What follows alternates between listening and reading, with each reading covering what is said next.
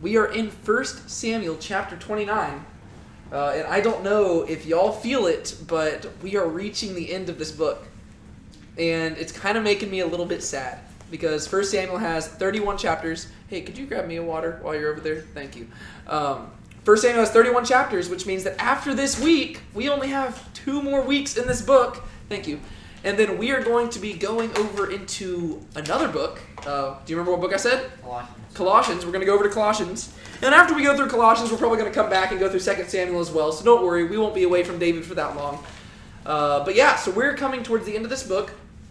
But real quick, we need to cover some context. Fortunately, we have a fairly short chapter ahead of us today. Whether or not that means this will be any shorter of a Bible study, only time will tell, because you know me and you know this group, we can kind of stretch things out as far as we need to. And so shorter chapter might just mean we go more in depth. I don't know, we'll just have to see. But we do need to cover some context, because 1 Samuel chapter 29 is not 1 Samuel chapter 1, right? And for the sake of time, let's just assume that everybody knows the story that got us to 1 Samuel, right? We already know the creation story, we know who the people of Israel are, and we know all the way to the book of Judges, where the people are dwelling in the land, but they have strayed from God. There's no king in Israel, everybody's done what is right in their own eyes. Can somebody just kind of pick us up from there and maybe just get us to the point where Saul is king? Can somebody just kind of summarize that portion of Samuel for us? Really, it doesn't have to be very long. Just a few seconds. Okay? Yeah. So there's a couple. Also talk loud because we got a microphone. Specifically a woman. Yeah. That she couldn't get pregnant, and she was crying to the Lord and asking for a child. And the priest thought she was drunk or whatever, but she really wasn't. She was just crying out to the Lord.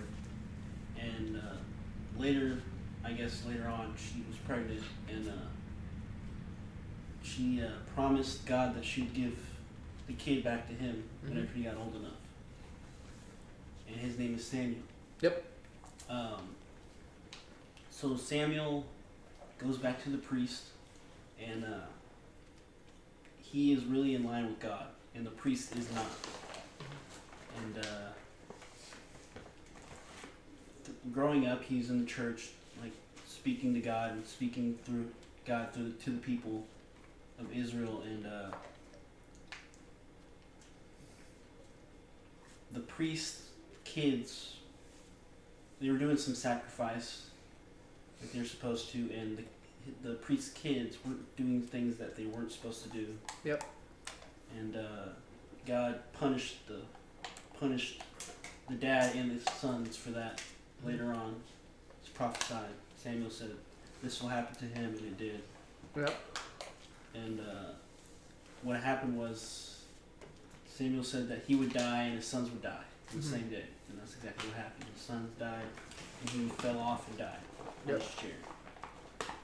Well, as he got older, people really recognized Samuel as a prophet, for the Lord, and they were doing all right. They were following God's commandments, but eventually they strayed off, and they wanted to be kings of the nations, every other nation.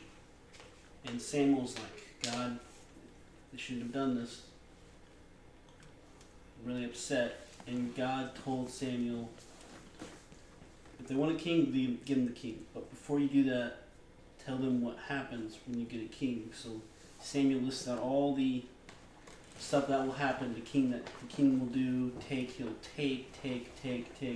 Yep. And then we're introduced to Saul. Yep. And Saul lost some cows. Donkeys. Yeah. And actually, stop right there, because that'll be good for right now, and then I'll have somebody else pick up from there. So there's the story of Samuel, right? So we've got this guy who kind of has a really cool birth story, where his mom was, she couldn't have a baby, but then she could. And he is dedicated to God from childhood, and he leads this massive revival throughout all Israel. But eventually, the people still want to be like the nations. They ask for a king, and eventually, you get to Saul, right? And so that was really good. And now somebody else, let's see if you can just kind of get us from Saul to where we're at right now, through chapter 28. Because really, the story of Saul kind of ended in the last chapter, but it's also going to kind of continue on to the end of the book right here. But could somebody kind of just recap us? Once again, in kind of the same way. It doesn't have to be super in-depth, just kind of exactly how he did it right there. So where we are? Yeah, to where we're at right now.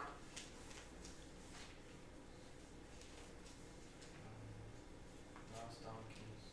Oh, shoot. You don't have to go nearly as in-depth. You don't have to detail the donkeys or anything like that. Just tell us the story like Saul becomes king, right? We know that. Saul becomes king. Get us from Saul becoming king to where he's at right now.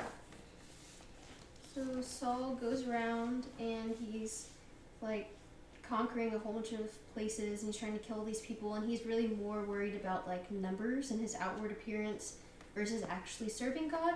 And so then David is this little boy who lives in Bethlehem, and Saul is no longer going to become king. No longer going to be king, and so the kingship's going to be taken away from him, and Samuel goes and anoints David. And so now Saul is still the king right now, but David is in line to be the king. And so we see him go and fight Goliath, and he wins, and now the popularity is all going towards David instead of Saul, and people are all for David, they're falling around, and they're supporting him instead of Saul. And well, Saul doesn't like that, he gets mad, so then he's trying to kill David. And he chases him around. David ends up fleeing. They do this whole thing where they're like chasing each other around, and Saul's trying to kill David. And then we get to the point where David goes and like he visits the Philistines, and Saul goes and tries to like find him there, but he goes away. Yeah. Okay. Very good. So I remember the part where he kept finding him with the cloth, and he would cut his cloth and be like, "There, I could have killed you." Yeah. So there's Just multiple like times he could where have killed him many times. yeah, there's many times where David spares Saul. Yeah, and so basically, very good. Once again, so Saul becomes king, and very quickly Saul demonstrates that he is not a good king. He is exactly what the people asked for. He is a king like the nations, and therefore, as a result of that, God takes the kingdom away from him and gives it to another. But this is not like an immediate handover. Instead, we have known about David since 1 Samuel chapter 15 technically, right? He's introduced in chapter 16. I'm trying to remember if it's 13 or 16 whenever we hear about man after God's own heart. I believe that's chapter 13. Yeah. So we've known about David since chapter 13. David has been on the scene since chapter 16, but he's still not king yet, right? So this is a long, drawn-out process where, like Brianne said, he rises through the ranks, but eventually Saul gets jealous of him, turns against him, and David goes on the run. And the David story is one of the most fascinating things ever because he like literally just plays every single role ever. He's a shepherd, he's a musician, he's a warrior, he's a spy, he's royalty, right?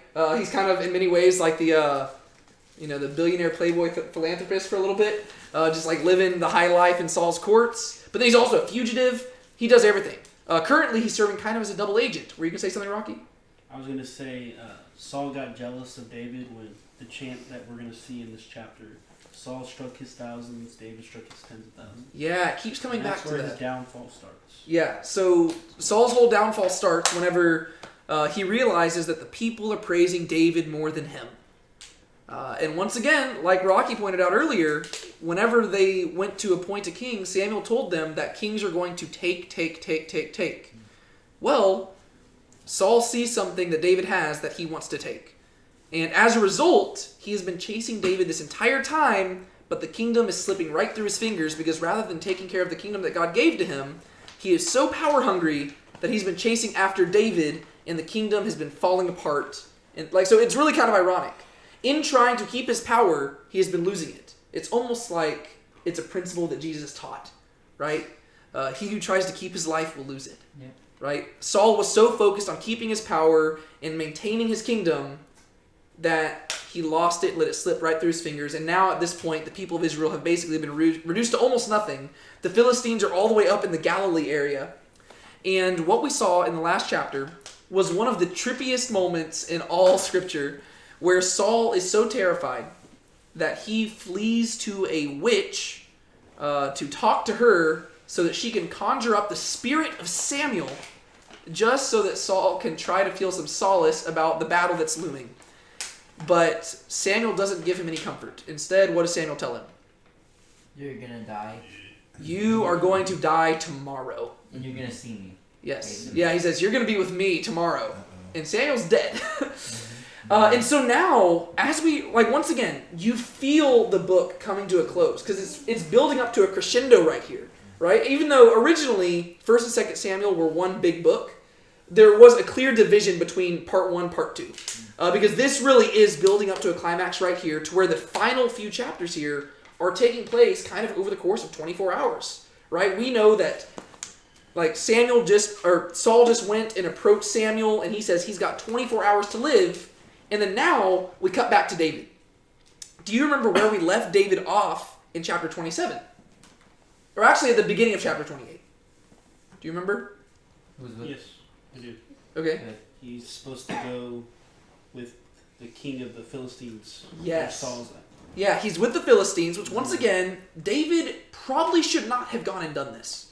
Right? David had a kind of lapse of faith a little bit, and even though God had delivered him from so much, he said, you know what, Saul's going to get me now, and he decides to flee the land of Israel. He goes and literally starts living with the Philistines.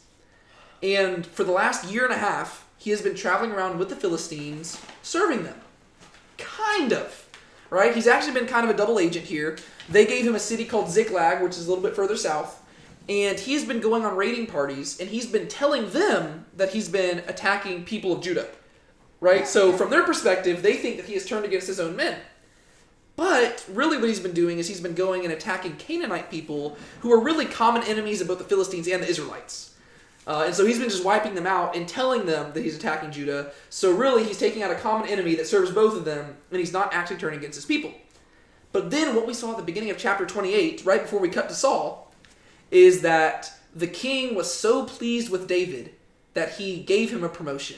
And he said, David, you have proved yourself so valiant and amazing over the course of these last few months that I think I'm going to make you my chief bodyguard. And so you're never going to leave my side.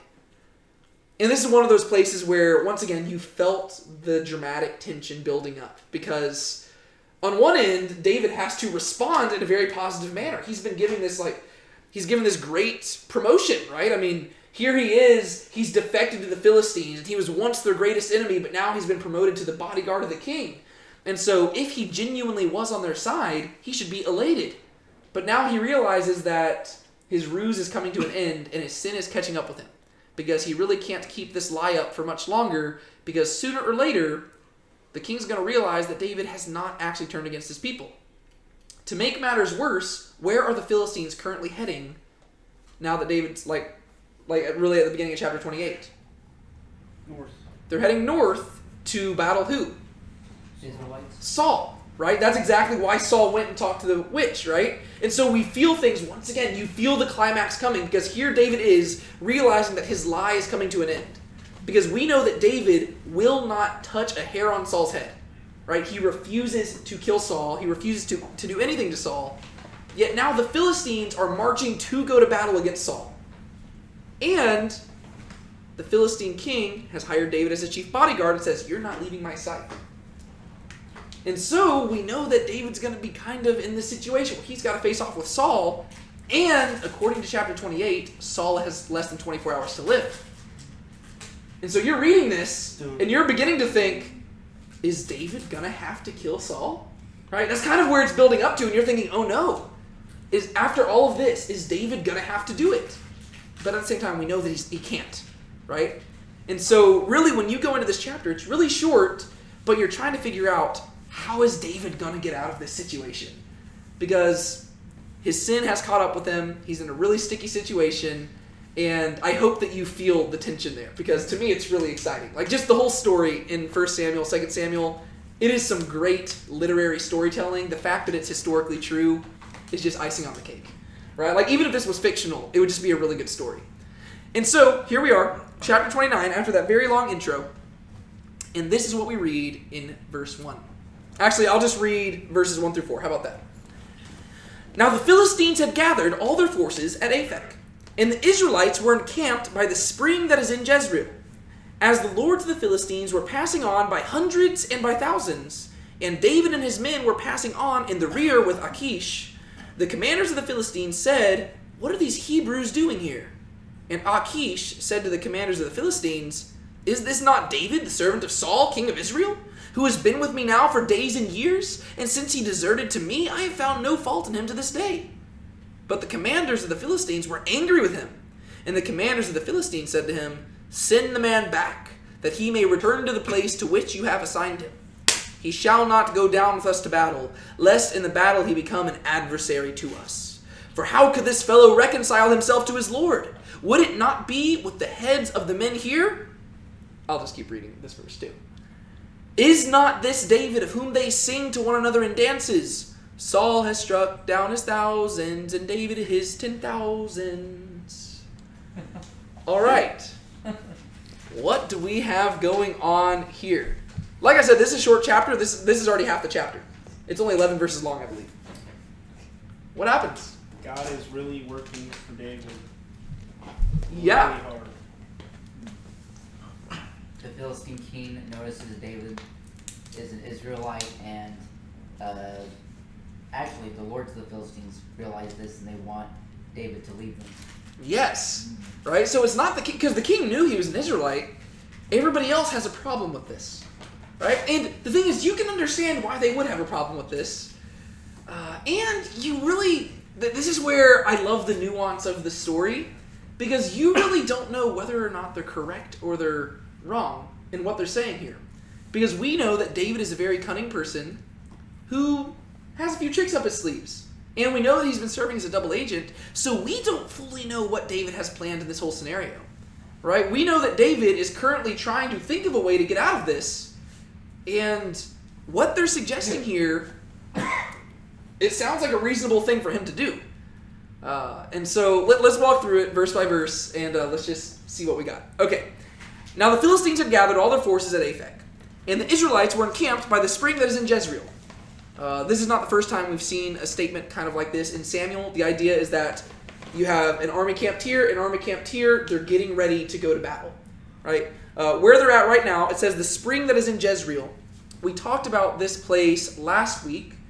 The Jezreel Valley is this thing right here. I've got a picture of it. This, you can look at it and you can see how fit of a place this is for a battle. Right? I mean, see how flat it is? There have been countless battles throughout the centuries and millennia that have taken place at the Jezreel Valley. Napoleon Bonaparte, it's reported that he saw this place and said that it was the most natural place for a battle to take place. Just because he looked at it and he was like, yeah, that place right there was made for battles. Because it's flat land and there's like rolling hills to where like you can have camps, like armies just like encamped apart from each other, and then they just go out to meet in battle and then they retreat, and like it can just happen like that all day, and it's just right for battle.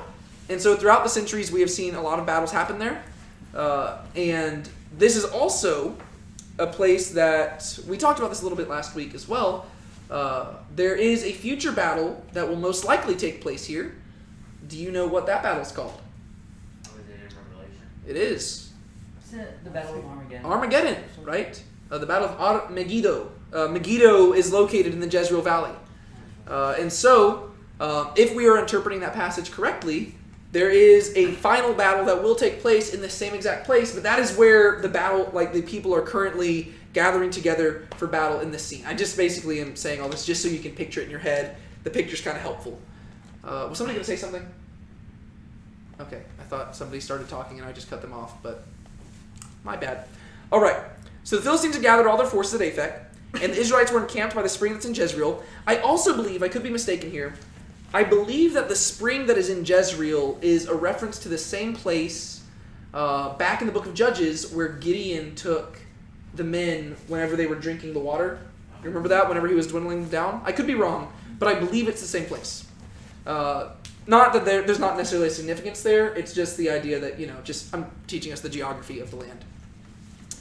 As the lords of the Philistines were passing on by hundreds and by thousands, and David and his men were passing on in the rear with Achish, that's just part of a sentence, but let's just stop there. Paint the picture for me. What's going on? You got the Philistines going, and you have David and his men behind them. Yeah, why are they in the back? Because the king. Yeah, but why would the king be in the back? He's least likely to die. Yeah, least likely to die, right? That's the safest spot to be in. We know this. Were you saying something? Okay. We know this. To me, one of the first images that comes to my mind. Remember in Genesis, whenever Jacob is going to re-meet with Esau after a few decades of being apart from one another, and Jacob recognizes that Esau is not the biggest fan of him, and he starts lining his people up. And he puts like some of his kids in the front, and then he puts like Rachel and Joseph and Benjamin with him in the back because those are his favorites. He really likes Rachel and he really likes his two kids. And so he keeps his closest relatives in the back with him because they're the least likely to die, right? And he sends like the servants up front, be like, oh yeah, go offer him some gifts. Another time we're going to see this type of strategy come up in the reverse is in 2 Samuel chapter 11, in the story of David and Bathsheba. Do you know where I'm heading with that? Her husband Uriah, Yep. he said, send him up front and then leave him behind so he gets killed. Yeah. So David puts Uriah in the very front and then has the people retreat so that Uriah will be slain. And so we're going to see that again. And so this is just a common military strategy. It's just logical. If people are going into war, the person in the back is least likely to encounter conflict. And so if you're traveling with a king, the king can go out and fight, but he's also the person who runs the nation, so keep him in the back so that he's only fighting if necessary, and so that he can make good calls, and like if he needs to flee, he can get out of there, right? And so you can picture the scene in your head. They're all traveling towards Aphek. They're all marching in their hundreds and their thousands. They're all, just going like left, right, left. They're marching there. And if this were a TV show or a movie, you just see the camera panning back, and then it zooms in on the very back crowd, and you've got David standing side by side with Achish. And this should really kind of surprise you, just given who David is, right? I mean, how did David rise to superstardom?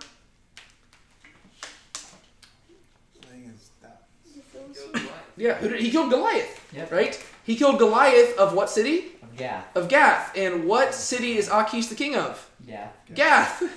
It's like, whoa. Like a decade earlier, this would have been unthinkable, absolutely. Because David was the number one most wanted person in Philistia, most likely. I mean, this is the guy who literally killed their number one champion, but now here he is standing as the bodyguard of the king. And you gotta wonder, who's the one in the right here? Or who's the one who's outsmarting the other person, right? We know that David is kind of the one outsmarting him, but when it comes to morale and stuff, the Philistines have David on their side, and that's probably not going to send a very good message to the Israelites, right? Because the Israelites love David. So there's some interesting stuff going on there. And so David's back there, he's with Achish, he's traveling right beside him, and the commanders of the Philistines said, "What are these Hebrews doing here?" Right off the bat, what do they notice?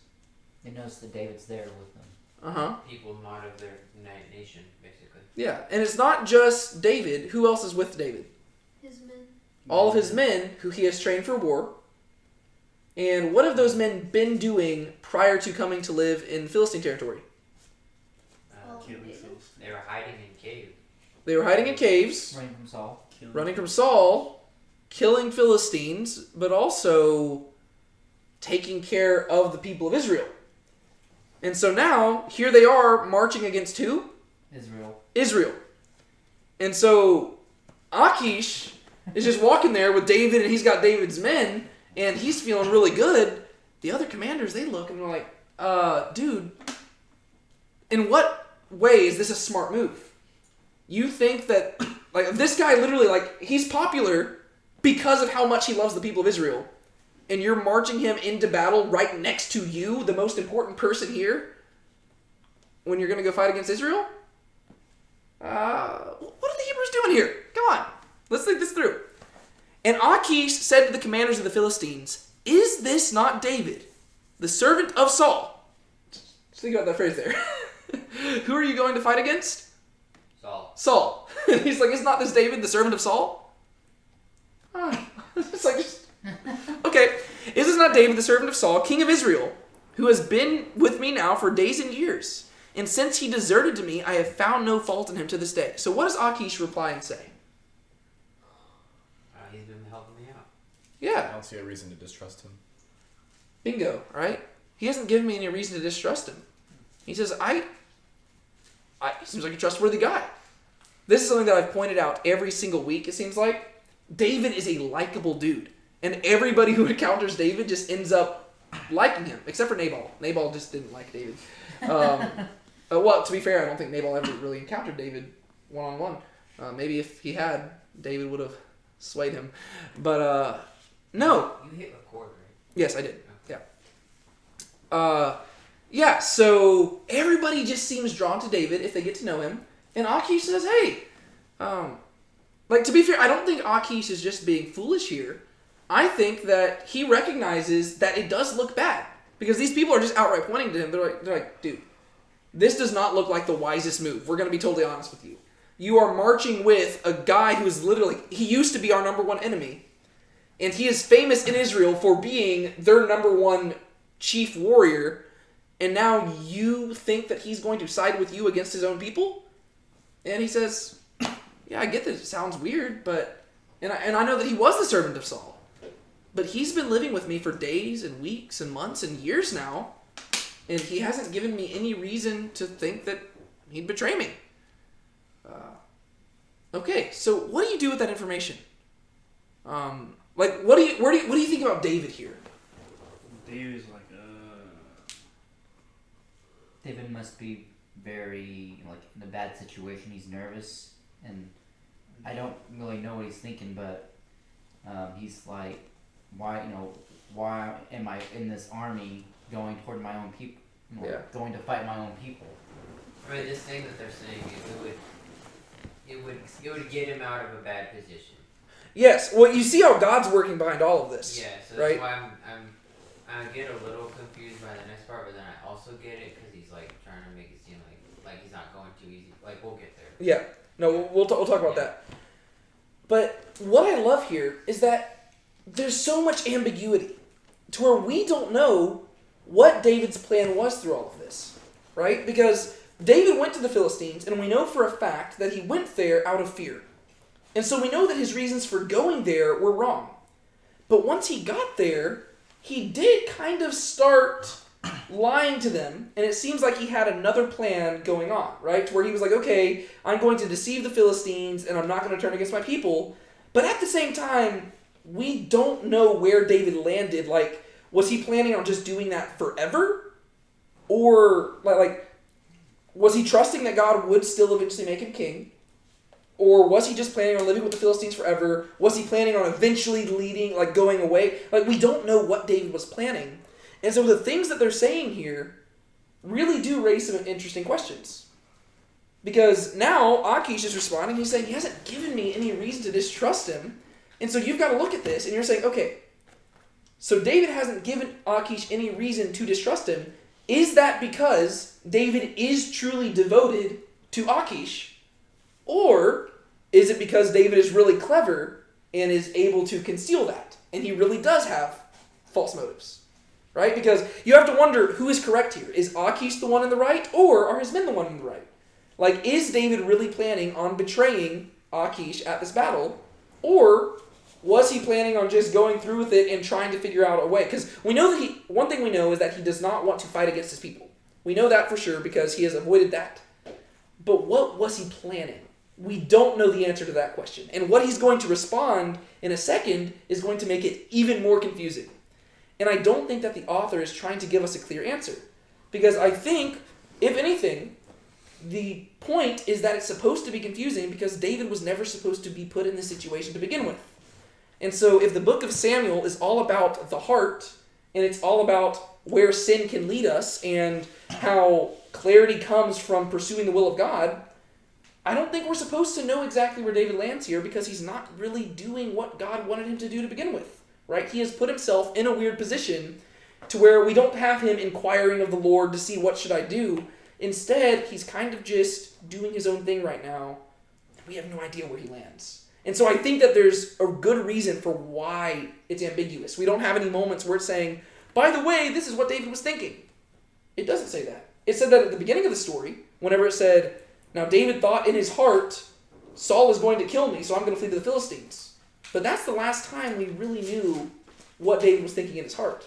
Since then, all we can do is look at his actions, and so we are just as befuddled as the Philistines are.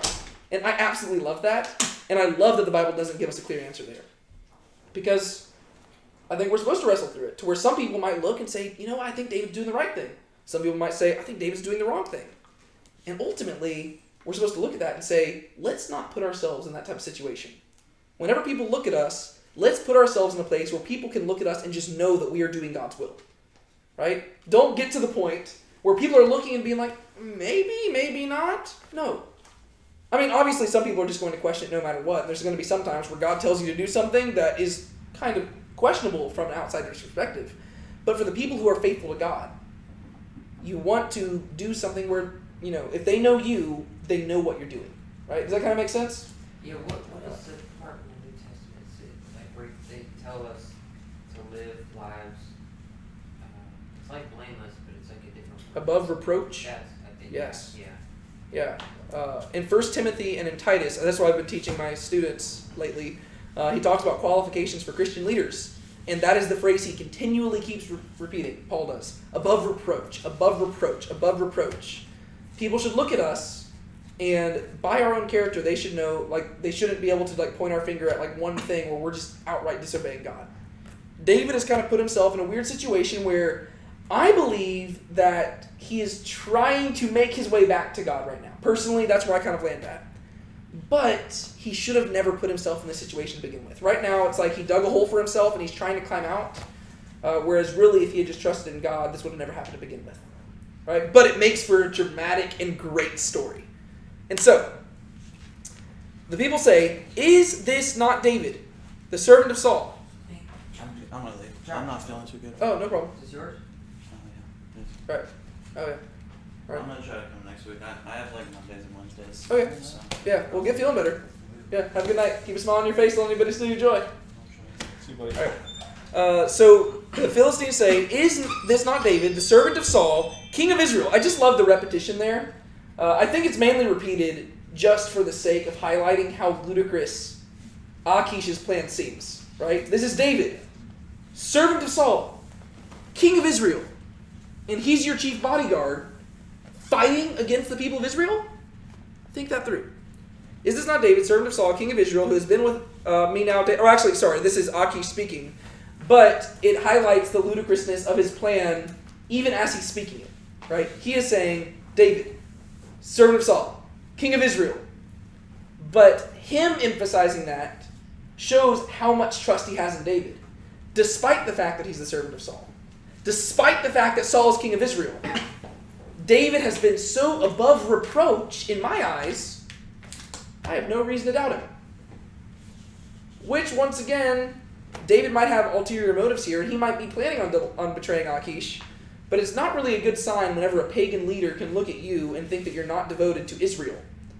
Because Israel is kind of directly tied to the God of Israel. And so, if Achish is looking at David and says, oh yeah, he's not going to betray me, that might suggest that David's worship of Yahweh hasn't been very public lately. Because if David is worshiping Yahweh, Achish would have no question about where his true devotions lie. Does that make sense? We talked about a similar thing with the earlier in Samuel. Whenever you see what the Philistines say about the Hebrews and the God. Yes. Or like the way they talk about it makes it seem like they're not really. Yeah, like that was whenever we were talking about the Ark of the Covenant being stolen and stuff. Yeah, they looked and they're like, oh yeah. This is actually something I talked about in 1 Timothy with my students as well. The way that we live will tell people how, like, it will say something about how we view God, right?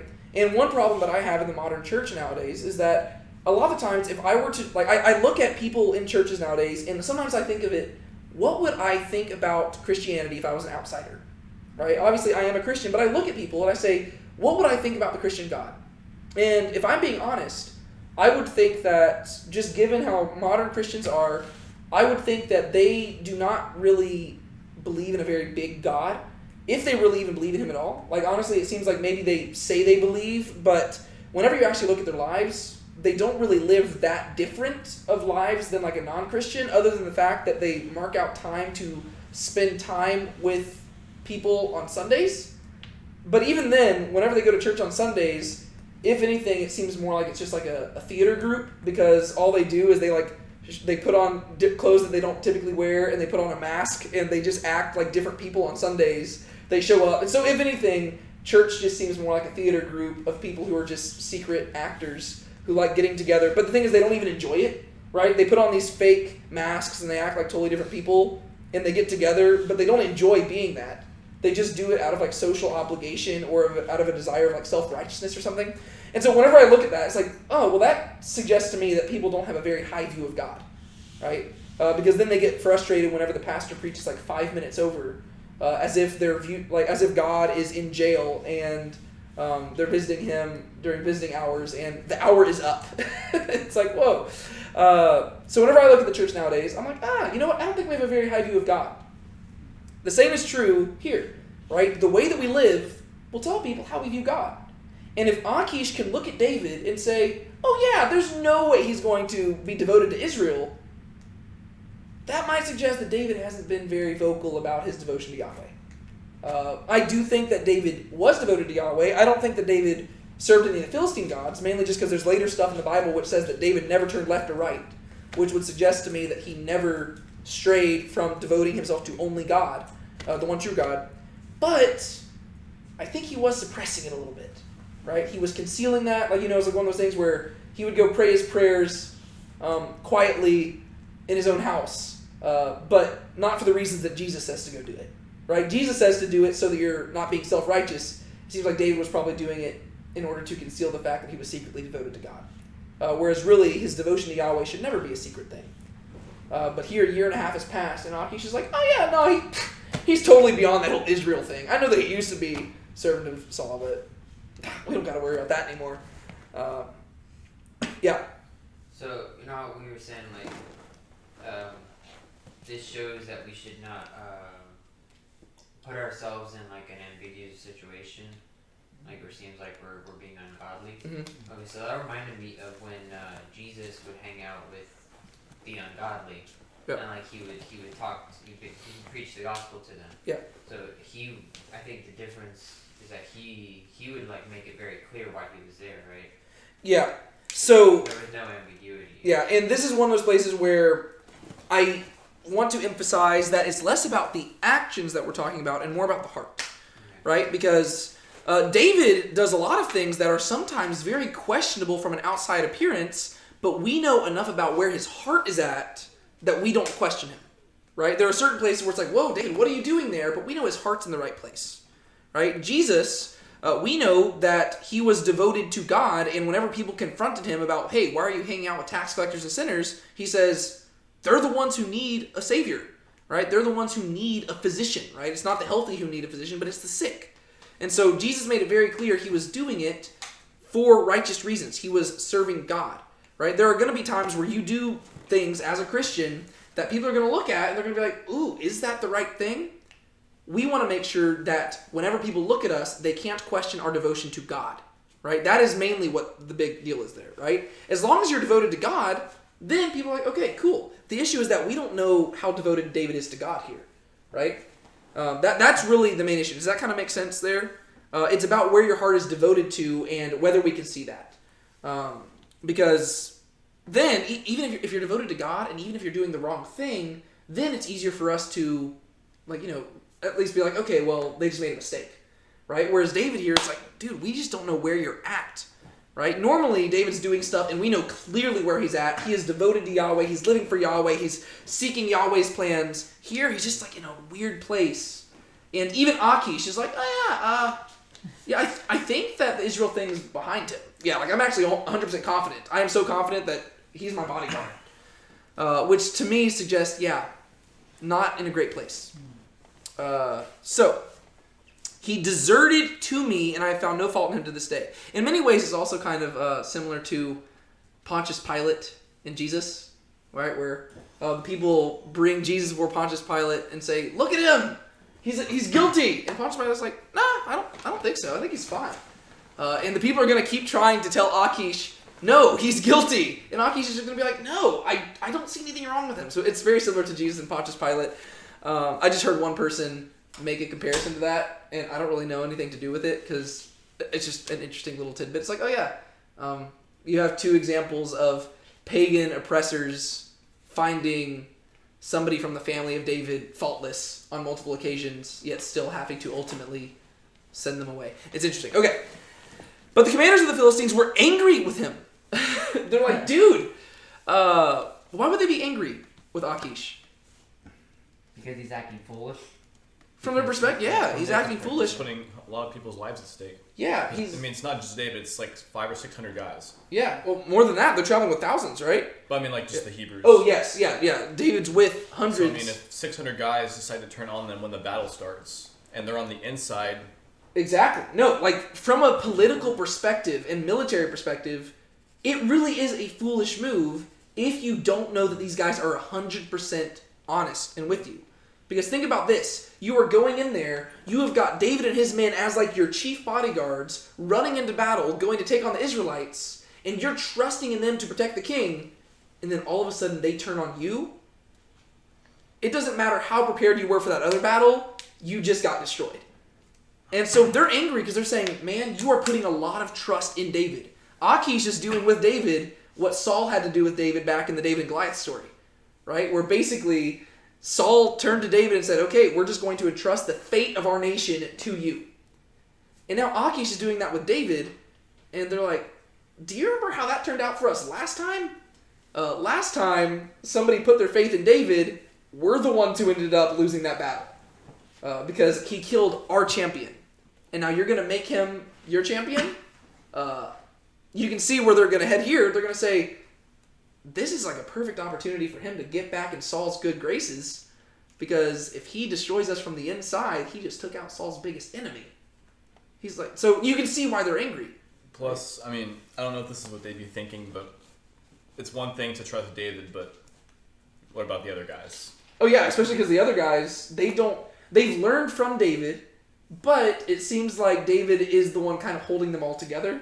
In regards to... They didn't necessarily trust that the guys will listen to David. Exactly.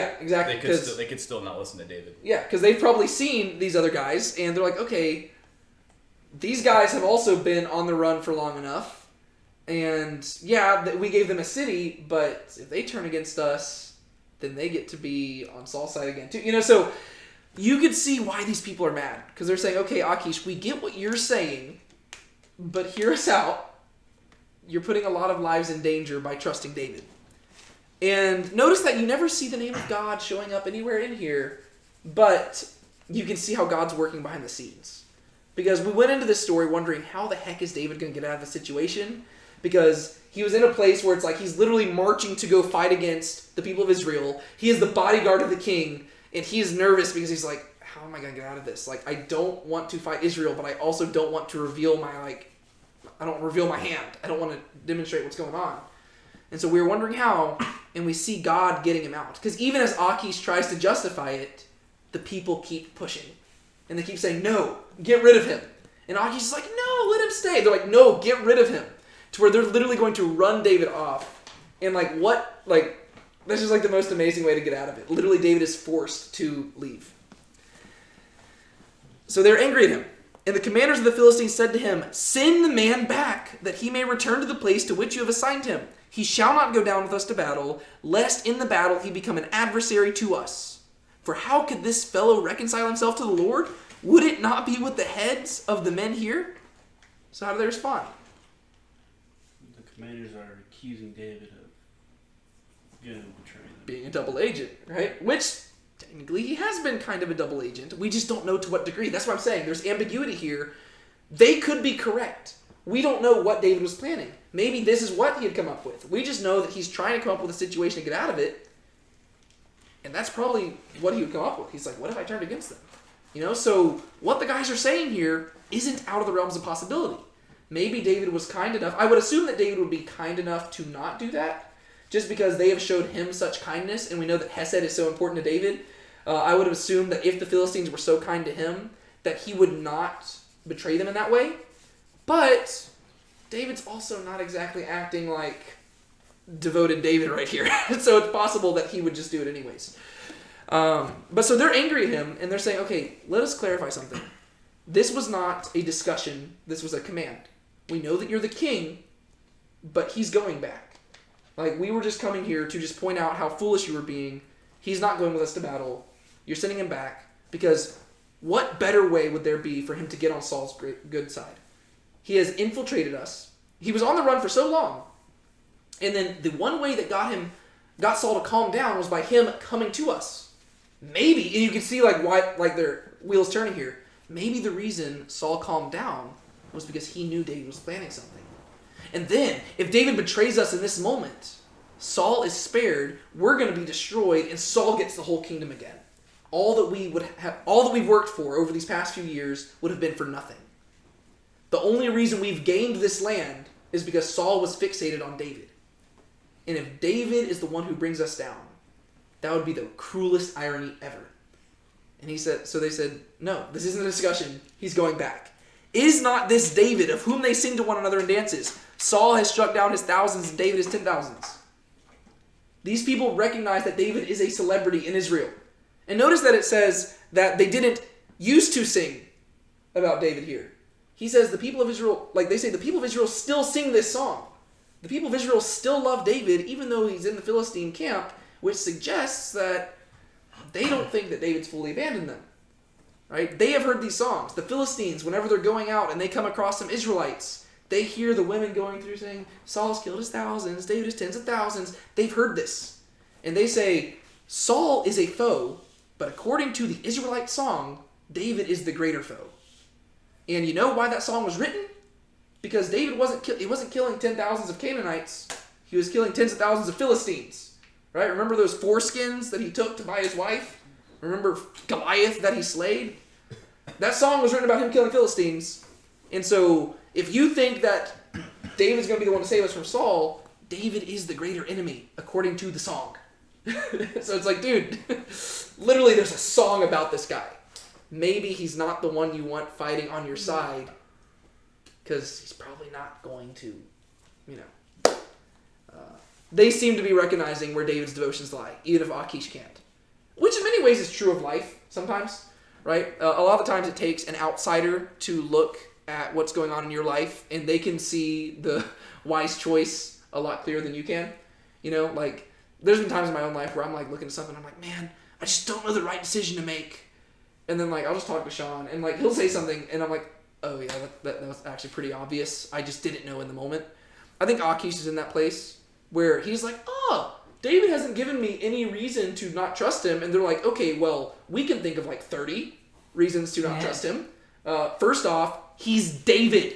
Literally, he's the number one celebrity of Israel. Is that not enough?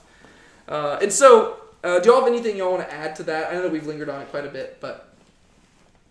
Okay, then let's move on to the rest of this chapter. Then Achish called David and said to him, as the Lord lives, you have been honest, and to me it seems right that you should march out and in with me in the campaign. For I have found nothing wrong in you from the day of your coming to me to this day. Nevertheless, the lords do not approve of you, so go back now and go peaceably, that you may not displease the lords of the Philistines. And David said to Achish, but what have I done? What have you found in your servant from the day I entered your service until now, that I may not go and fight against the enemies of my lord the king? And Achish answered David and said, I know that you are as blameless in my sight as an angel of God. Nevertheless, the commanders of the Philistines have said, he shall not go up with us to the battle. Now then, rise early in the morning with the servants of your Lord who came with you, and start early in the morning, and depart as soon as you have light. So David set out with his men early in the morning to return to the land of the Philistines, but the Philistines went up to Jezreel. Right? Once again, you see the ticking time bomb, right? He gets up in the morning and just narrowly misses the battle, right? So what happens here? The Philistine king still trusts David even when his advisors told him all that stuff. Yeah. I kind of like the Just interaction. really, Yeah. a really good double agent. Yeah. Oh, I know. David's great. Because once again, you still don't know what he's planning here.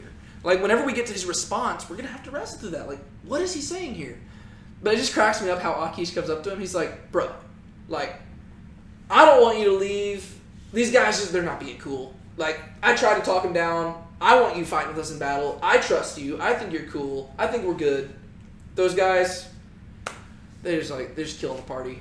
They don't want you here. I'm sorry. It's nothing against you, man. Just don't take it. Don't get mad at me. Don't get mad at, you know what? Just, I get it. Nobody likes it. Just go home. It's fine. It'll be cool. Like, you can see how he's just like trying to calm him down. Probably because Akish does trust David, but there's a reason why he hired David as his chief bodyguard.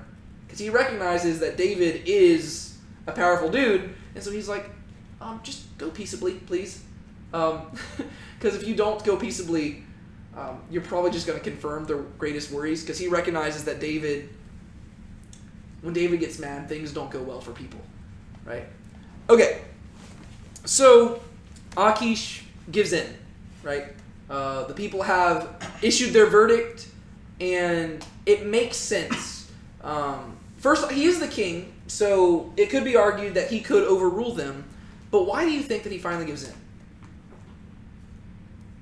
He can't stand the lords of the Philistines pestering him to get rid of David. Okay, so he could just be annoyed with them. Yeah. Why else? Well, they're about to go into battle, and he doesn't want them being worried about David, not worried about the battle. Yeah, that could mess things up quite a bit when it comes to actually fighting, right? If the army itself is on edge about somebody else, they're not going to be entirely focused on the enemy that they're fighting. And so as much as he would like to have David there, for the sake of the army, it makes sense to send David away. He's like, dude, I would love to have you here, but honestly, your presence is, to use biblical terms, causing the rest of the people to stumble. Right?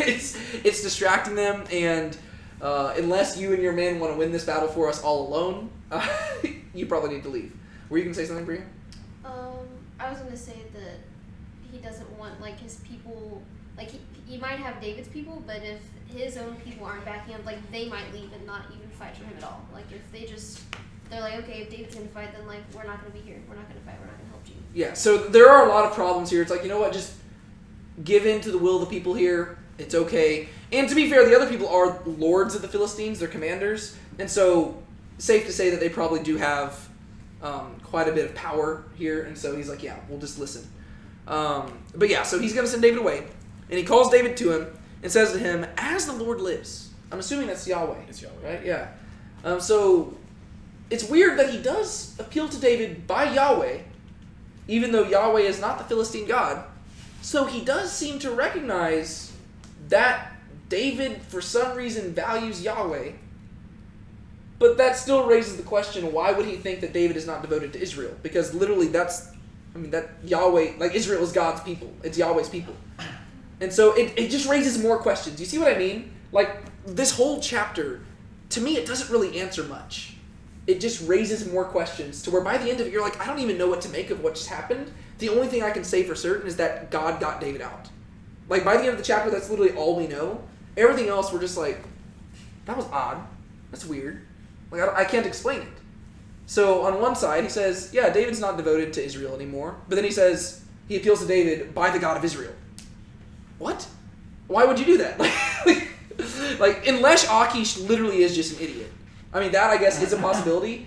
If Akish is an absolute total idiot, then all this makes sense, because he is just a walking contradiction. But I don't think that's what the author is trying to communicate here. I think that they're going for the ambiguity to where you're looking and you're just like, this is weird. This is strange. As Yahweh lives, you have been honest. And to me, it seems right that you should march out and in with me in the campaign. What does he mean by march out and march in? Go to battle with us? Like, fight with us? I think it goes a little bit beyond just going to battle. Is he saying that they're going to, like, claim a victory? They're going to march back? Do you mean kind of like when it said David went in and out among the people? Yes. Yeah. Like, I think it's the same imagery that whenever it talked about David going in and out amongst the people, remember back in whenever David was in Saul's courts and stuff? It's the idea of being presented publicly in front of everybody as, like, the people's people. Like the, he is the man, the people's man, or something like that. It's the idea he's saying, I want you by my side, right? Like, so whenever we do our big procession, because this is what kings would do. Whenever they're going out to battle, everybody would gather together and they would cheer as the the army marches out, and then the king's out there on the chariot or whatever. I don't know if they had chariots, but as they would go out and they would wave, and everybody's like, yeah, y'all are gonna go win the battles. Like, this is what they would do. You see this in movies all the time. They would have these processions, and I think that's what he's referring to. He says, if I could have it my way, I wouldn't hide you from anybody. I want you right there by my side, marching in and out with me during each campaign. Whenever we leave, I want people to see that you're with me because I am not ashamed of you. I would love to have you here. I have found nothing wrong in you from the day of your coming to me to this day. This is just, once again, it just raises more questions. Because even whenever David is at his worst, he's still at his best. You know what I mean?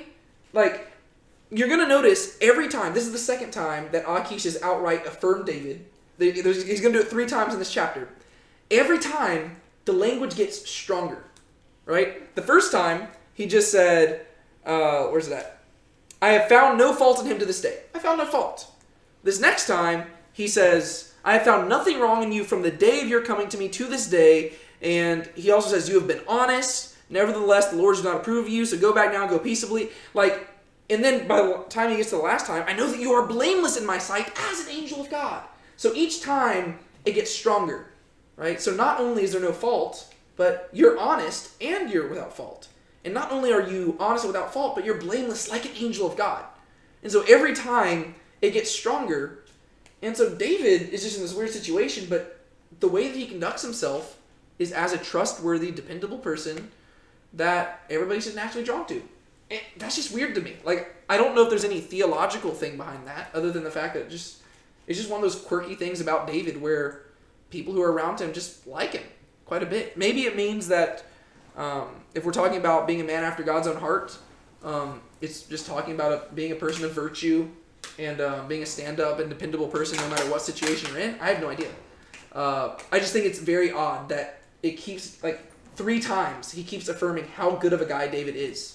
And he's not putting this on for show. He's just talking one-on-one to David right here, and he's saying, dude, you're an honest guy. Ironically, though, is David an honest guy?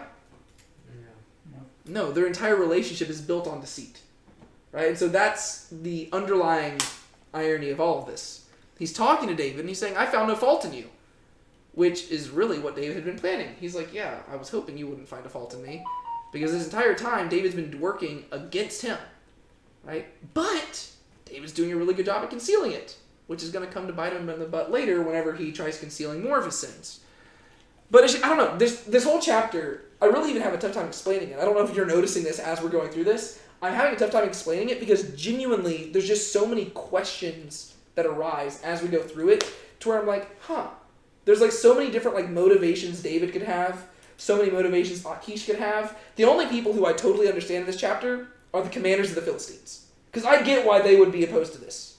But I don't know where David lands. I don't know where Achish lands. I'm just looking at it, and every time somebody says something, I'm like, wow, interesting. Don't know what to do with that. Guess we'll just move on. For I found nothing wrong with you from the day of your coming to me to this day, which sounds like a compliment, other than the fact that, it is a compliment, just not how Achish means it. He means it as in, you've just been a stand-up dude. To David, he's receiving it as a compliment because it means that he's really good at keeping a secret. But, really, it's just a bold-faced lie because David has been doing stuff against him since the day that he arrived. And so, whether that says more about David or Achish, who's to say? It either means that Achish is foolish and doesn't know anything, or David's just really cunning, or maybe a mixture of both. Nevertheless, the Lord does not approve of you. He just pushes the blame to them. Bro, I would keep you here. It's them. They're the party poopers. So go back now and go peaceably, that you may not displease the lords of the Philistines. What do you think about that? Anything stick out to y'all? Go peaceably. Yeah. He trusts them that much. Kind of amazing to me. Yeah. That Achish would trust David that much. It really is interesting. Which, once again, just the idea that he would trust him, I don't get it. It just shows that David must have... I don't know, to me, that's just questionable. How do you get into a place where people trust you that much? Especially the Philistines, right?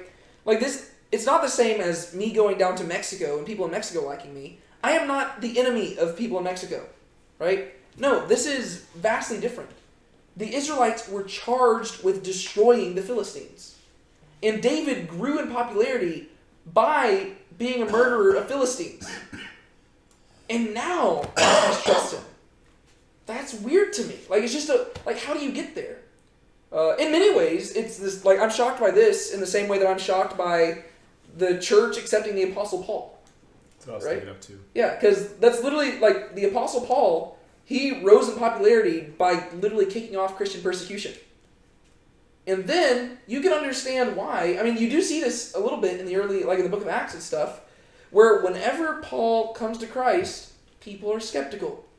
And I think rightfully so. That would, it's the same type of situation here, except now the Philistines are the church, right? To where you got this guy who formerly, literally, his claim to fame was murdering you, and now he says he's one of you? You're like, huh. It's weird, you wouldn't naturally want to trust this guy, and he would have to do something to prove it, right? In the case with Paul, he was genuine. David's not genuine, though. And so there's just so many weird things going on there. He says, go peaceably. Just because, I love that he just has to say that, because we all know that David, if he wants to cause trouble, he can. Mm-hmm. Go peaceably, that you may not displease the Lord of the Philistines. He says, just don't cause any trouble. We've got enough stuff. We are about to go into battle. Don't cause a whole argument. Let's just, as my friend, just leave, please. And what do you think David's thinking right here? Don't look at the next verse yet. If you're David, what are you thinking?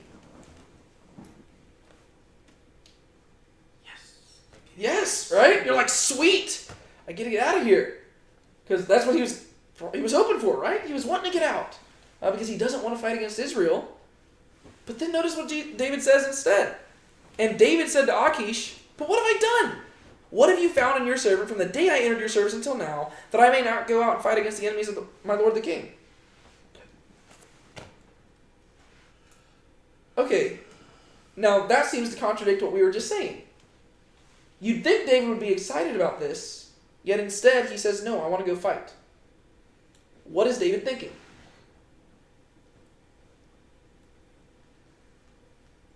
You see what I'm saying whenever I'm saying this brings up more questions? Because we know for a fact David does not want to fight against Israelites. On multiple occasions he's made it clear that he will not touch a hair on Saul's head. And in the last few chapters he's demonstrated that he's not willing to fight against the people of Israel. Yet now he's saying, no, let me go fight. I've got theories, right? I don't know which one's correct. I don't know. There's probably another theory that could be correct. I don't know. I think there's probably 3 that come to my mind. Maybe I'll come up with more as I go. One of them is that David is he's being smart about this, and if he just immediately says, oh, okay, that's fine, well, then he's kind of revealing his true colors. If he's like, oh, okay, yeah, that's no problem. Everybody knows that David likes to fight. And so if he just immediately steps out of a battle, it's probably just going to confirm that the other Philistines were correct, and you're like, bro, you stepped out of that way too quickly. Are you actually devoted to the Israelites? Right? And so I think that David could just be playing it smart here, and he doesn't actually want to go into battle.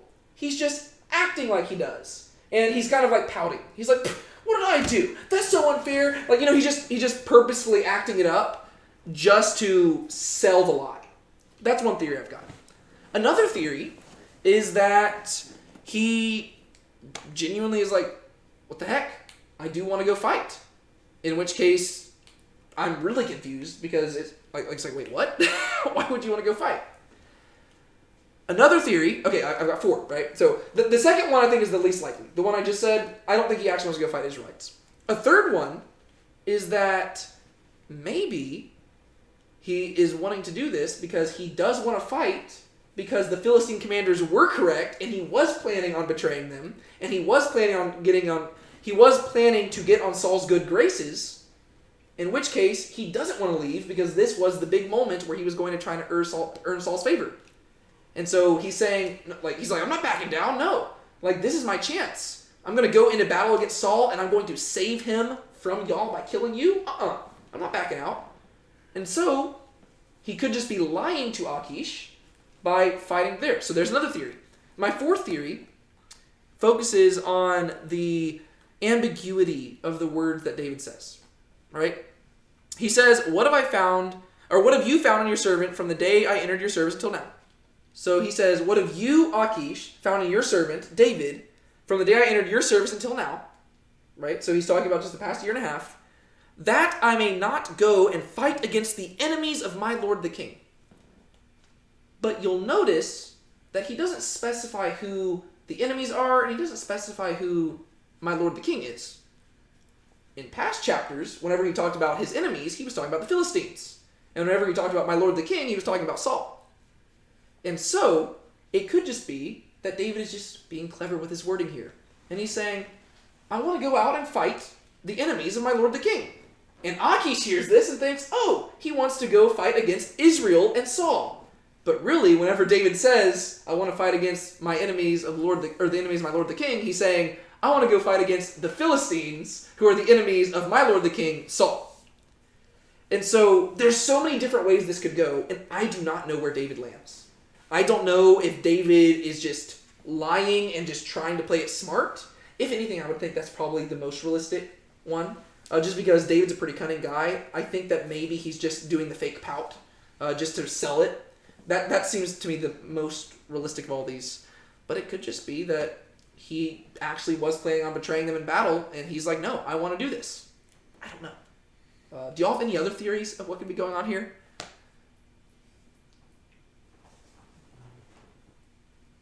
Only thing I can think of is exactly that. He wants to trick them into thinking that he's gonna help them fight against Israel and Saul. Yeah. But in actuality, he's gonna fight against them and ambush them while in their midst. Yeah. And so it's just interesting. Like, there's so many things I'm like. Yeah, the only other thing I could actually think of, I guess it would depend on how you picture the scene. Like, if the lords were talking to Achish in secret, maybe he just wanted to get information. Yeah. And so he was just saying, what do they know? Yeah, that's true. But that would just own that. You have to interpret the beginning part a certain way. Yeah. Yeah, it was just yeah, I don't know. It's just there's so much here, and I look at it and I'm like, don't really have an answer for it, but a lot of theories. But I think that's the point. Once again, because Samuel is all about the heart, right? And that's why, whenever you're dealing with the heart, it's deceitful above all things, and it's wicked, right? And so whenever you're dealing with matters of the heart, you are dealing with something brutally and deeply complex. And so whenever you encounter anything in 1st and 2nd Samuel, you should expect there to not be very clear answers, right? There's going to be a lot of gray area where it could go one way, it could go another way, because you're really trying to figure out where these different characters land. Sometimes there's characters who are clearly in the wrong, clearly in the right. But usually the only way we know whether they're in the wrong or the right is where they are in position to their devotion to God, right? So whenever David is facing Goliath in 1 Samuel 17, we know he's in the right, because he is standing there saying, who does this uncircumcised Philistine think he is to defy the armies of the living God? That guy is obviously correct. Saul, whenever he's going to approach the witch at Endor, we know that he's obviously wrong. But everything else, unless the text clearly says that it was motivated by devotion to Yahweh or by lack of devotion to Yahweh, we don't really know where people stand. Because I think the message of 1st and 2nd Samuel is that is how you determine whether somebody is right or wrong. Are they doing it out of devotion to God, or are they not? Right? If you're asking about matters of the heart, that is really what it comes down to. Typically, we look at things and we just think, what is the right thing and what is the wrong thing? Well, that's a good question to ask, but we don't typically know what the right and wrong thing is. Instead, a better question to ask is, what brings me closer to Yahweh and what brings me further from Yahweh? I'm going to do the thing that gets me closer, right? And that makes it the right thing to do.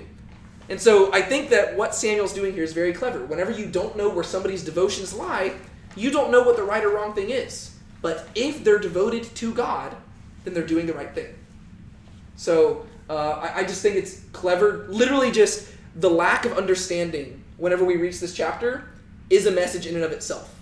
As we just talk ourselves in circles and try to figure it out, that is a message, because it shows this would all be solved if you're just devoted to God, right? The clarity comes from just being devoted to Him.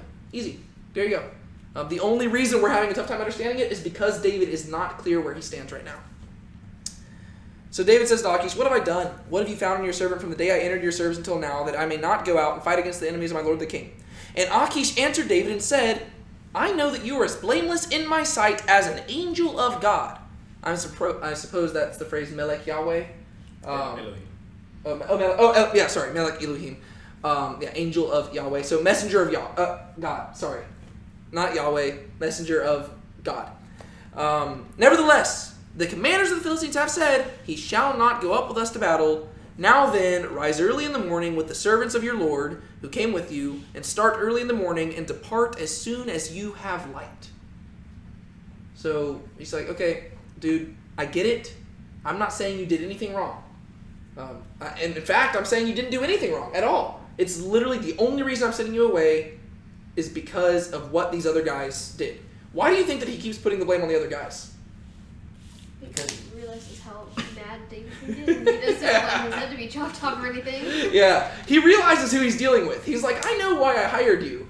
It's because there's never been a person who's won against you in a battle. And so if you're like, you don't want to be the guy delivering bad news to David. You just don't want to be that guy, right? Anytime somebody has to deliver bad news to David, they are very, very nervous." And Achish is no different. He's like, "Hey, man, bro." And like you can see he's kind of buttering him up. He's like, "Dude, now we're cool, right? We are cool. I think you're legit. We got no beef. You're awesome. Honestly, I think you're the coolest dude I've ever met. But these guys over here, they just don't want you here." And so like, I don't think you did anything wrong. I think you're great. No, you are fantastic, 100%. These guys though, they don't understand you like I do. They think they're not being cool. Just go home. Don't make a big deal out of it. It seems like he's really just trying to save his own neck, because he's like, I don't want to be this guy to make David mad, because maybe David wasn't planning on betraying me, but if I send David away from war, he's gonna want to kill somebody. And he's like, "I came here to kill people." It's like, and you've denied me my battle, so I got a sword. I was trying to make a joke on the. I came here to do this. To give I came here to give presents and punch heretics. I'm all out of presents. Y'all know that joke? So you know Saint Nicholas. Sorry, we're about to wrap this up. You know Saint Nicholas, like Santa Claus. Yeah. Okay, so he was present at the Council of Nicaea back in 325 AD, right? Because Saint Nicholas was an actual person, right? And Santa Claus is actually named after two people. There's Saint Nicholas and there's Saint Claus, and just kind of move together. Okay, Saint Nicholas was at the Council of Nicaea, and there was this heretic named Arius, who was, I think he was arguing against the divinity of God, of Jesus, right? And he was saying that Jesus was not God, stuff like that. And according to tradition, Saint Nicholas got up. He was so mad about what Arius did that he got up in the middle of the council, stormed across the room, and just punched Arius straight in the face, because he was so mad that somebody would like deny the divinity of Christ. And I imagine that most of the people there were like pretty proud of him, but they recognized, okay, that's not how Christians handle things, and so they actually locked him up for the night and stuff. And they're like, "You're not allowed to be here anymore, Nicholas. Like, just let the guy talk." But so I've seen like memes where it's like Santa Claus, and it says, "I'm here to give presents to kids and punch heretics, and I'm all out of presents." It's just a funny joke to me. That's what I was trying to make a joke about here, but I'm not witty enough to do it on the spot. So David wants the point of the joke was that David wants to fight a battle, and if you're not letting David go to battle, he's gonna want to fight somebody. And so I think Achish is just covering his tracks here, and he's like, "Hey, dude, if you're wanting to fight somebody, take out those guys, because they're the ones you're honestly, I want you in battle." Like, he does want David in battle. He's like, "Hey, take out those dudes, kill them, then you can go to battle with me in the future. I mean, just don't take me out. I'm innocent here. I'm just the messenger." And so he says, "Get up early in the morning and bring your guys too. This is not just you. If anything, like, honestly, I'd rather you stay here and just the men leave. That's what we're really concerned about." But he says, "Get you and your men early in the morning, as soon as day breaks, just go back home. And don't make a fuss about it." And, yeah. So David set out with his men early in the morning to return to the land of the Philistines. So David apparently he's like, "Okay, cool." And once again, why did David give in here? Maybe it's because that's what he wanted all along. maybe David really did just want to leave. Maybe he just didn't feel like arguing. Or maybe he recognized that this was God providing him a way out. We don't know. But David eventually gave in. Once again, we just get to see what David does, but we don't know his heart behind his actions. But what we do see is that God's definitely providing here, and we get to end this chapter once again with this building tension. So here we had the army marching their way to the Jezreel Valley, right? And David is with them up until the final day. And then you can imagine Achish coming to him at night saying, hey man, we're going to battle tomorrow, and they don't want you here. So you're going to have to go early in the morning, get up and go. And I imagine the Israelites on the other side had heard that David was marching to battle. And they're probably nervous. And they said, there's probably rumors going around that David is the bodyguard of Achish. Like, what's going to happen here? Like, this is the moment where they're going to finally fight. And Saul knows now that he's going to die the next day. And so literally here we are, the day before the battle. David gets this news. The next morning, the morning of the battle, David leaves. Right? And so he goes there and then boom, he's going back. And so it's really just like super dramatic moment. And it's building up to this big moment where Saul eventually is going to die. And so it says, but the Philistines went up to Jezreel. And so we have David and the Philistines going separate directions. David is going back to Ziklag, and which Ziklag, that's the city that he was given. You remember that? Mm-hmm. He's going back to Ziklag, and he is going to have his own adventure there, which is going to be a kind of sad story, but we're going to see David once again we're going to see the true David coming back out, right? We're going to see a strong and powerful and mighty David who is a great leader, and it's going to be a really cool story. And so as David once again is rising up, Saul is going to die. And so that's what we get to expect over the course of the next 2 weeks, and we're going to finish 1 Samuel. Y'all ready for it? Mm-hmm. Oh, yeah. Whew! I'm going to be sad to finish it. I love 1 Samuel, but when we get to 2 Samuel, that gets even crazier. Yikes. But, all right, y'all have anything y'all want to add? I have a question. Okay. So, we don't really know, David's motivations. Yep. But is what David, doing, is it, outright sinful? Because he seemed, on one side, okay, rewind. Back to whenever he, met with that priest, and the priest gave him bread, and he kind of, lied a little bit, but it was to preserve his life. Yeah. So it's kind of one of those things you have to wrestle through. But here, he's he's not necessarily on the Philistine side, and he's not outright going against God.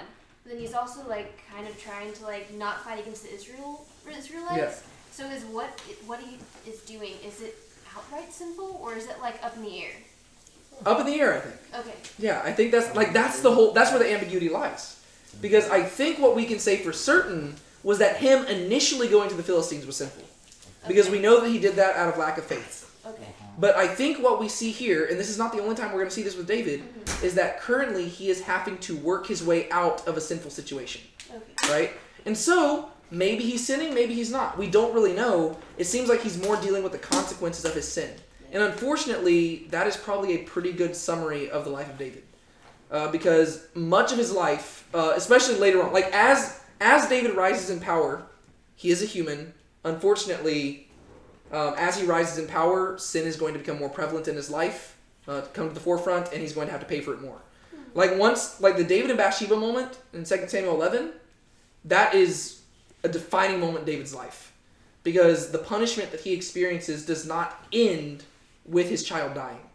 Instead, the rest of his life, he is having to deal with the consequences of that. And so there's going to be stuff David does, and you're like, is that outright sinful? I don't know. It really is hard to say, because to me, I'm going to argue that, just based on what we know about David, I think that he's trying. Just based on what we know about David's character and the fact that maybe if you look at some of the Psalms and stuff, I think he's trying to be devoted to Yahweh right now. I think he is trying to not be sinful, but I think he recognizes that he dug himself into a pit that is very hard to get out of. And I think he's trying to find a way to get out without sinning. And that's the unfortunate reality of sin. Sometimes we put ourselves in situations like that, where we sin and we put ourselves in a place where it's difficult to find a way to get out without also sinning. right? And we don't want to put ourselves in that place, right? That's why I just try to avoid sin from the get-go. Amen. But David, he didn't do that. And so he's doing questionable things to where we don't really know where he lies, and I think that's purposeful, right? Because I think the message of the book is don't get to that place. He's a man after God's own heart, so it's encouraging to know that you can get to that place and still be a man after God's own heart, but we're also supposed to learn from him and be like, okay, if we want to be better, don't get there. So yeah, I don't know. Y'all might disagree, but to me, I think it's up in the air. I feel like it's hard to tell also because in other stories, like previously in other chapters, we have a lot of like dialogue of like what David is saying, but you also see like almost what he's thinking about like in secret when he's on his own and not just dialogue between one person and another. Yeah. So you see the behind the scenes and you see what's going on in the moment of stuff he's already pondered or things happening and then him pondering it afterwards. Yeah, and I think that's very purposeful. Yeah. Yeah, I think it's purposeful because I think that, because the narrator could, I mean, the narrator obviously has access to all these stories. They could tell more information. Yeah. But I think that they're purposefully trying to force the audience to wonder, is this right or is this wrong? Yeah. Right? And because whenever David speaks, most often we get clear demonstrations of where he's at. But right here, this is the one place where he does, and we don't know. But what have I done? You're like you don't know where David lands. And so I think that every single thing that the narrator's doing here, or that the author, there's a clear purpose behind it, and I think he's trying to force us to not know where David's at, which I think is kind of fun, because it makes it more of like a mystery where you're like, ooh, I don't know. But it's also very true to life, right? I mean, like, there's a reason like stories like this appeal to us. That's why people like shows like Game of Thrones and stuff, because you have people who are doing things, and you're like, I don't know who's the good guy or who's the bad guy, and sometimes you're like, it seems like the person who's doing the more apparently evil things is actually the good guy in the situation. That's why it appeals to us, because we realize that's what life's like, especially whenever politics get involved. Yes. You're like, like whenever it's politics and people striving for power, you're like, what is going on here? And David's also just an interesting character because he's built different, right? He's just a different type of guy. He's not motivated by the same things that other people are motivated by. So that if I were in a situation like this, you would probably have a better idea of where I stood. Whereas David, we're still trying to figure out exactly how his mind works, you know? Like, we know that he's not chiefly motivated by getting to the throne. We've seen that clearly. But what is he motivated by? Yeah. He's not just, he's obviously a complex person, right? He's not just motivated by serving God, because he would have never gone to the Philistines, right? So there's a lot of stuff where it's like, what is David's motives right now? We don't know. Yeah. And so we really just have to be patient and just kind of wait it out and see. But I like that. I think that's kind of fun to just try to figure it out. It's encouraging too, because he's like described as a man after God's own heart. Yeah. And so you see that what he goes through, but he's still described as that in the Bible, so that's encouraging. Yeah. Like from our standpoint. To Oh, know for that, sure. Like, oh, look what he's going through, and that's something that can be similar to stuff that we go through too. Yeah. There's one other thing I was going to add, but I don't remember what it was, so we'll just stop it there. I wish I did, but oh well. Yeah, so kind of fun. Anything else you want to add? Any questions? Kind of fun story, huh? Yeah, good stuff. All right. Well, one of y'all want to close us out in prayer? Maybe somebody over here who didn't, because we already had all the Hesed shirt people doing this stuff earlier. I can do it. All right, go for it. Lord, we thank you so much for this opportunity for all of us to gather here today and to open your beautiful word that you have so graciously given to us. I pray that as we leave this house, and even as we leave the study and go into just conversation with one another, that we remember that you've given us this life, and that we use it as a way to glorify you, that we can go out into the world and be a light to others, and that we can use this information that we have learned today to ponder on throughout the week, to think about and to apply in ways that you would like us to. Lord, we thank you for all that you are and all that you do.